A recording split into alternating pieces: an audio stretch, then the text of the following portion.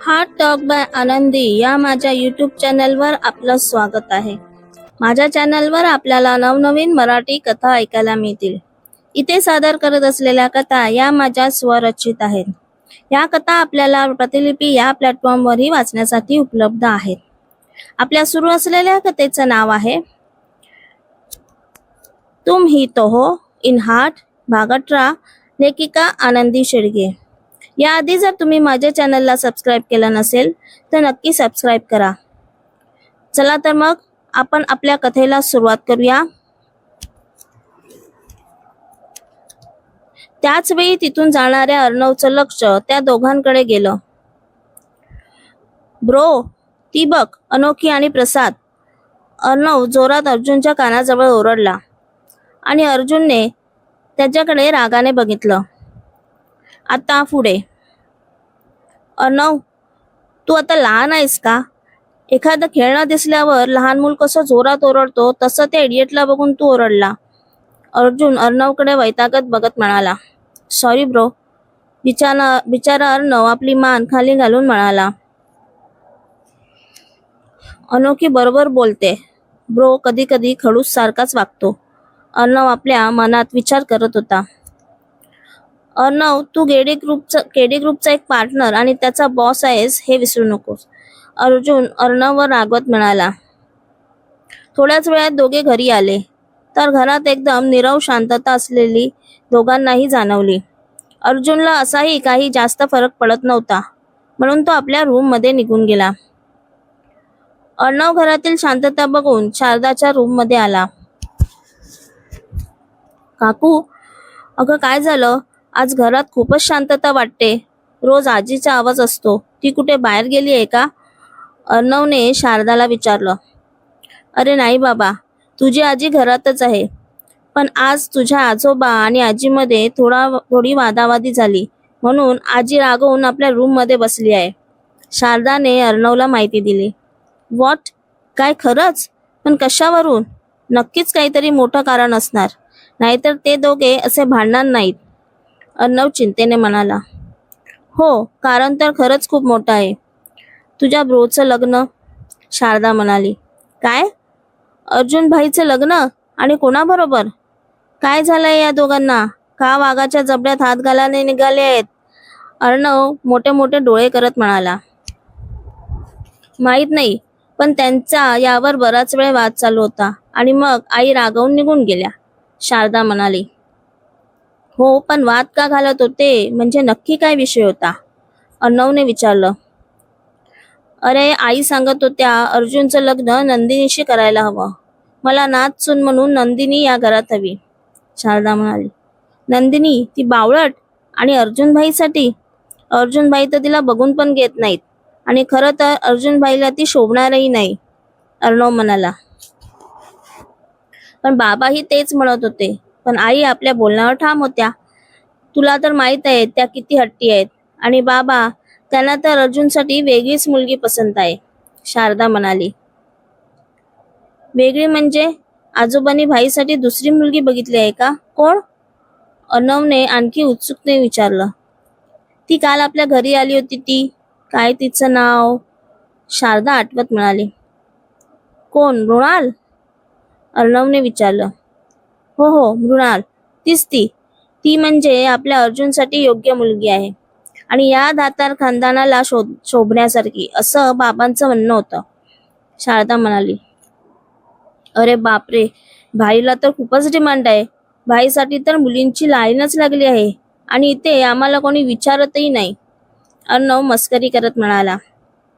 हो, त्याचं लग्न झालं की मग तुझाच नंबर आहे बाळा. शारदा अर्णवचे गाल ओढत म्हणाली. मग राहू देत. माझं लग्न कधीच होणार नाही, कारण भाई लग्न करण्याच्या भानगडीत कधीच पडणार नाही. अर्णव एवढंसं तोंड करत म्हणाला. बरोबर, चल काहीतरी खाऊन घे. तुला भूक लागली असेल ना? शारदा म्हणाली. चल. खूप भूक लागली आहे, आणि हे सगळं ऐकून तर अजूनच जास्त भूक लागली. अर्णव हसत म्हणाला. तशी शारदाही हसली. काकू, तू अशीच हसत राहा, खूप छान दिसतेस. अर्णव लाडात शारदाचे गाल ओढत म्हणाला. कृष्णराव आणि रुक्मिणीबाई एकाच रूममध्ये तोंड फुगवून विरुद्ध दिशेने तोंड करून बसले होते. त्यांच्यात सहसा वाद होत नव्हता. रुक्मिणीबाई थोड्या हट्टी होत्या आणि कृष्णराव समजदार. तरीही त्यांना त्यांच्या घराचा मान सन्मान जास्त प्रिय होता.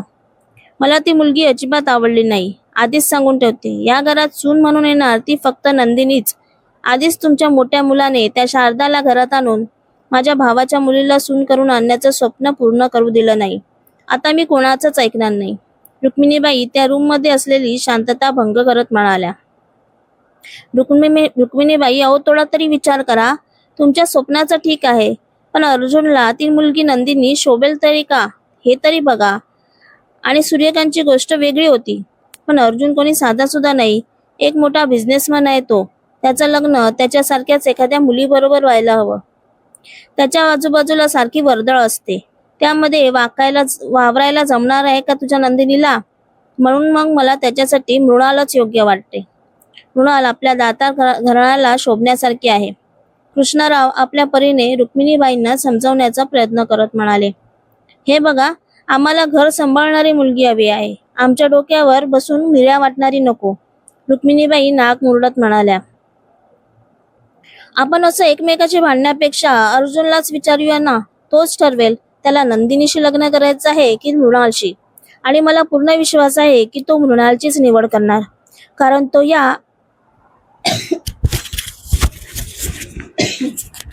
अर्जुन दातारचा नातू आहे. कृष्णरावराव मोठ्या तोऱ्यात म्हणाले. खूप वेळा याच विषयावर दोघांची तुतू मैमे चालू होती आणि शेवटी त्यावर काहीच निष्कर्ष न निघाल्याने दोघेही लहान मुलांसारखे एकमेकावर रागून विरुद्ध दिशेला तोंड करून झोपून गेले. पण ज्याच्यासाठी सगळं चाललं होतं त्याला या सगळ्याशी काही घेणं देणं नव्हतं. त्याला त्याचं प्रोजेक्ट पूर्ण करायचं होतं आणि तेच त्याचं सध्याचं तरी स्वप्न होतं. अनोखी घरी आली आणि काकांना रूम मिळायचं सांगितलं. काका चांगला झाला एवढंच बोलून आपल्या रूम मध्ये निघून गेले. पण शालिनी काकूंच्या डोळ्यात अनोखी जाणार म्हणून पाणी तरळलं होतं. काकू, अहो रडताय काय? या शहरात तर आहे मी. येत जाईन की तुम्हाला भेटायला. आणि स्पेशली काका गावाला जातील तेव्हा. मग खूप मजा करू आपण रात्रभर. अनोखी शालिनी काकूंना मिठी मारत म्हणाली. तरीही एवढा दिवस राहिल्यानंतर शालिनी काकूंची अनोखीशी एक छान मैत्री झाली होती. एक छान बॉन्डिंग झालं होतं. म्हणून त्यांना अनोखी जाणार खूपच वाटत होतं. कधी जाणार आहेस तू? शालिनी काकूंनी आपले डोळे पुसत विचारलं. काकू, 2 दिवसात होईन शिफ्ट. असंही माझं सामान काही जास्त नाही, त्यामुळे वेळ लागणार नाही, अनोखी म्हणाली. बरं जा, तू जाऊन फ्रेश हो आणि जेवायला खालीच ये. आपण एकत्रच जेवण करू, शालिनी काकू म्हणाल्या. काकू, पण काका, त्यांना नाही आवडणार ते, अनोखीने विचारलं. तू त्यांची काळजी करू नको, मी सांगते त्यांना, असं म्हणून काकू रूम मध्ये निघून गेल्या. अनोखीही आपल्या रूम मध्ये आली. जवळजवळ 2 कॉलेज संपल्यापासून ती इकडे राहत होती. काकूही तिला आईसारख्याच जीव लावत होत्या. त्यामुळे अनोखीला हेही घर सोडून जाताना तेवढंच दुःख होणार होतं.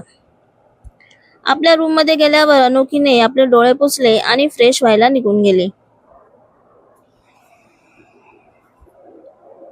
इकडे रचना तिच्या बाबांना घेऊन आज डॉक्टरकडे चेकअप साठी गेली होती.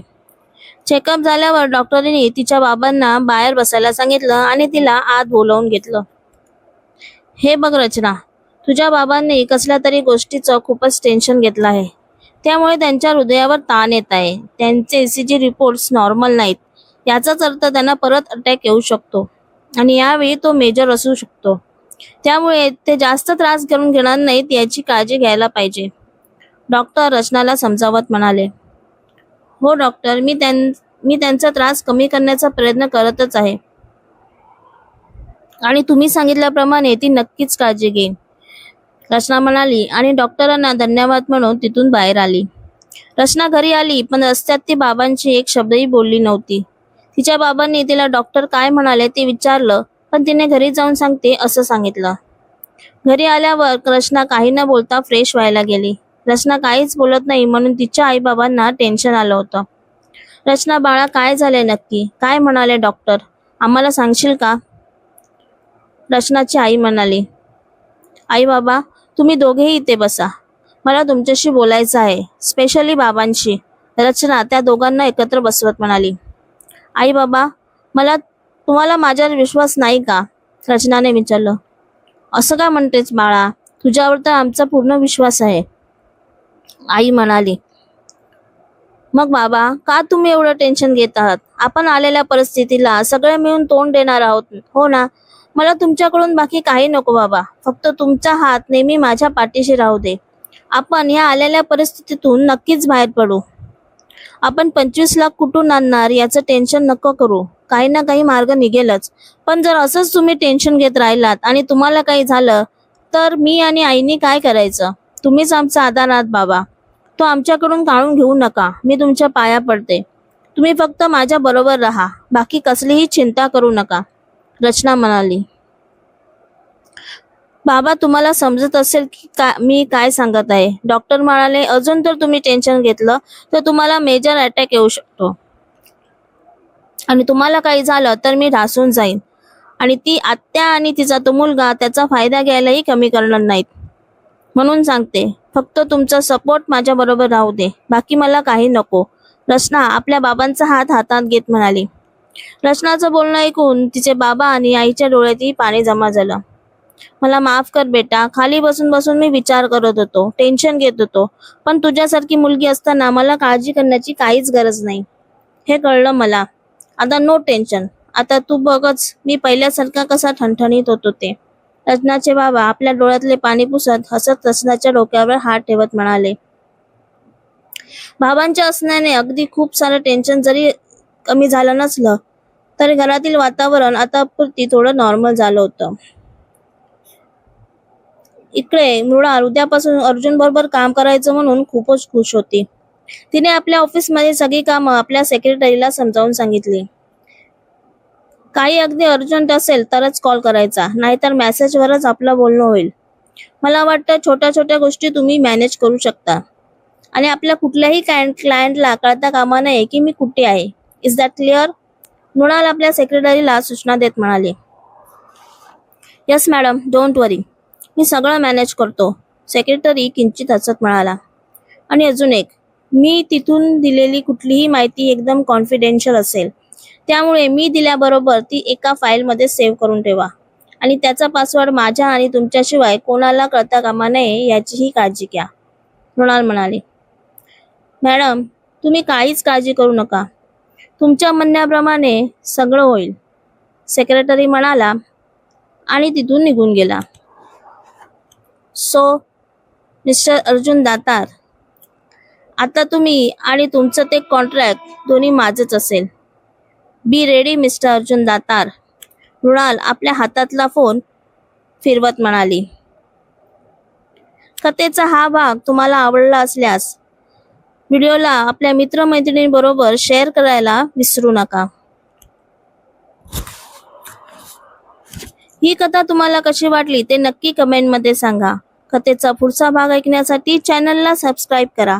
कथेचे भाग आठवड्याच्या दर सोमवार, गुरुवार आणि शनिवार या दिवशी येतील. भेटूया पुढच्या भागात.